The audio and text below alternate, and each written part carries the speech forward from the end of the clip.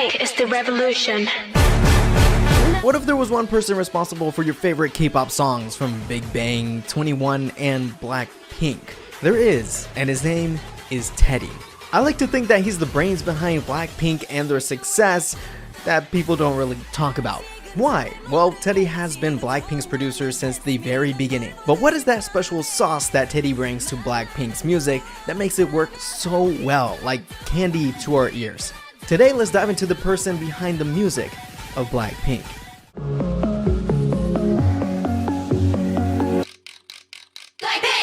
And before we get this started, only 18% of people that watch my videos are subscribed to the channel. If you already enjoy my content, hit that subscribe and the bell so you don't miss a brand new video. Okay, so Teddy was born in Korea but moved to New York and eventually California during his high school days, finding interest in piano at first, then playing guitar and beatboxing until falling in love with hip-hop. Teddy and his friends, including a boy named Danny Im, started performing together. Both Teddy and Danny were discovered by a producer who had them audition and send in demo tapes to their company.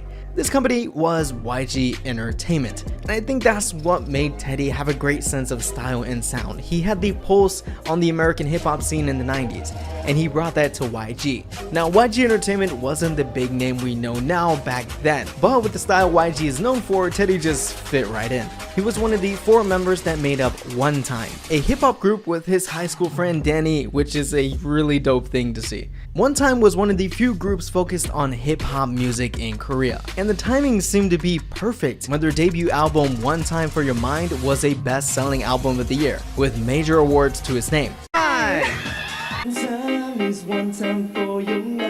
One Time brought a whole new genre to the ears of the Korean public, and the group picked up many music show wins with over 780,000 album sales. The group would disband in 2006, but Teddy was just getting started. Teddy was brought in to help upcoming and existing artists in YG Entertainment, many of which were older than he was since he was only 22 years old when he started producing music full-time. Teddy eventually became the lead in-house producer at YG Entertainment, first working with the solo artist Seven, then G-Dragon on the singles for the group Big Bang, like Summer Glow, then Taeyang's solo music promotion of the EP Hot. Teddy attached his name to many of the songs like Only Look at Me.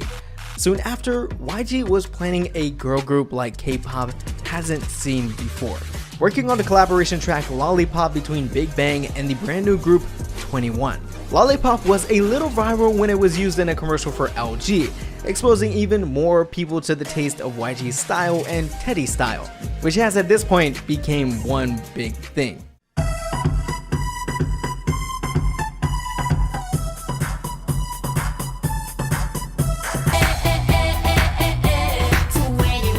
When 21 debuted, they were like Teddy's first big project.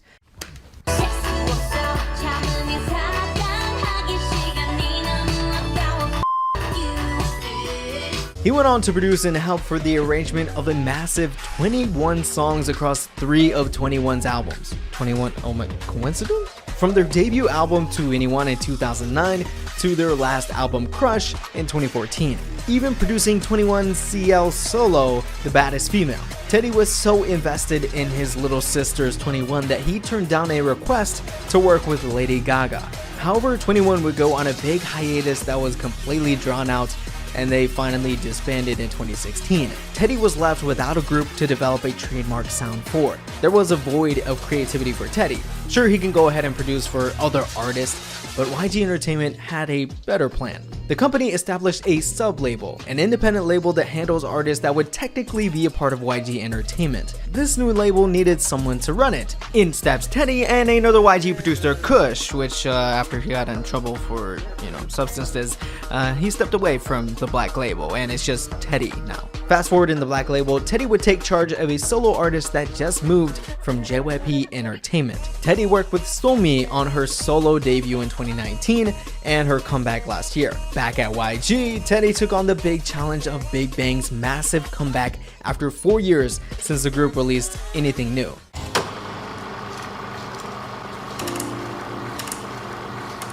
Remember the Made series? a monster of a comeback project for Big Bang, breaking up releases into 4 EPs and 1 big album, with new original releases every month from May of 2015 all the way through to 2016. Teddy's name appears in every single track in the project except for If You. I remember when all of this came out. The project was so insane but brilliant at the same time. It got everyone excited for what was happening next month. And Big Bang with Teddy, they didn't disappoint. But now we come to the point of this video. 2016 came along.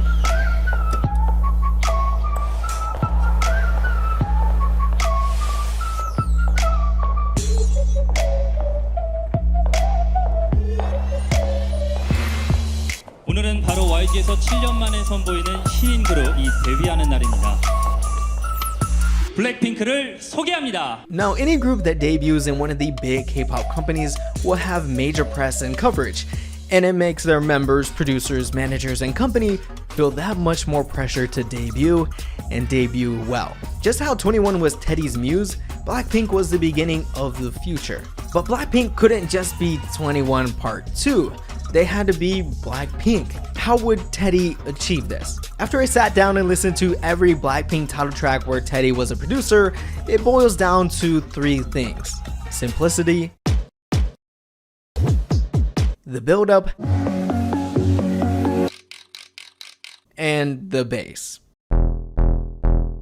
Boombaya to As If It's Your Last followed a simple kick snare with a heavy bass, keeping it simple to allow BLACKPINK's vocals to shine through.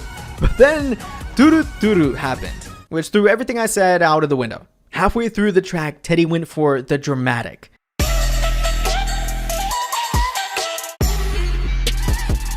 Teddy countered the heavy bass with the highs of sirens or guitar riffs, which act as both a counter to the heavy bass, but also building on the tension. There is a feeling you get when listening to tracks like Tudu Tudu, and Teddy continue with the dramatic in later releases like Kill This Love, which played on the horns in the intro and chorus to add drama and payoff as the listener. On top of getting you to feel nervous in a good way, like something was coming and you just couldn't stop it, which was BLACKPINK breaking into America. Impactful and dramatic, that is BLACKPINK in a nutshell. Teddy really achieved that, and How You Like That carried the same energy, but BLACKPINK isn't a one-trick pony as a lot of people like to say, and Teddy made sure of that when Lovesick Girls was released. Just how he relied on the heavy bass to create the impact, the guitar in this song acted the same way. Still making it fun and exciting with an accompanying bass, sure, but Lovesick Girl is a different shade than BLACKPINK's recent tracks. It's all original and it's all from the mind of Teddy. 저랑 테디 형이랑 이렇게 듣다가 RT가 만들어 놓은 놨던 드랍 중에 엄청 좋은 게 있는 거예요. 그걸 처음 듣고 이거를 한번 디벨롭해서 노래를 완성해보자 했는데 테디 형께서 그냥 그 자리에서 바로 I like that, you gon' like that, 따라라따따라따 이 멜로디를 그 자리에서 바로 완성을 하셔가지고 그때부터 이제 작업이 시작된 것 같아요. In a similar way, Teddy also helped with the promotion of Jennie's solo and Rose's solo. And it's safe to say that he would do the same thing for Lisa and Jisoo's solos. Teddy, the producer, is a quiet, reserved person. With no known social media, even finding footage of him was difficult for this video. But Teddy came in at the perfect time for YG and K-pop. Watching Big Bang, 21, and BLACKPINK grow from the beginning, he made YG artists known for that signature sound you can't find anywhere else. When he's in charge of a group's music, he will put in the time to do it right. And what I found out is that Teddy doesn't look for the spotlight, he creates it.